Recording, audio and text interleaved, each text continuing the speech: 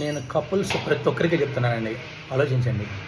మళ్ళీ మళ్ళీ రిపీటెడ్గా కంటెంట్ అయితే ఒకటే మార్చి చెప్తున్నాను. ఎప్పుడూ కూడా కపుల్స్ మధ్యలో థర్డ్ పర్సన్ ఇన్వాల్వ్మెంట్ ఉండకూడదు. ఎన్ని గొడవలు వచ్చినా మీ ఇద్దరి మధ్యలో మీ ఇద్దరే కూర్చొని మాట్లాడుకొని తీర్చుకోండి.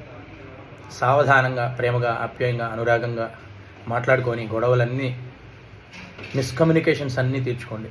అంతేకాని ప్రతి చిన్న విషయానికి అటు పేరెంట్స్ని ఇటు పేరెంట్స్ని ఇన్వాల్వ్ చేయడము, అది చిన్న గొడవ కాస్త చిలికి గాలివాన్ అవుతుంది. ఈ మధ్యకాలంలో ఎక్కువ శాతం డివోర్స్ కేసులు తీసుకోవడానికి మూల కారణమే ఇది, థర్డ్ పర్సన్ ఇన్వాల్వ్మెంట్. భార్యాభర్తల మధ్య, నేను భార్యకైనా చెప్తున్నాను, భర్తకైనా చెప్తున్నాను, హస్బెండ్ అండ్ వైఫ్ ఇద్దరునయ్యా, ఏది ఉన్నా 4 గోడల మధ్యలో మాట్లాడుకొని సావధానంగా పాజిటివ్నెస్తో ప్రతి మిస్కమ్యూనికేషన్ని తీర్చుకోండి.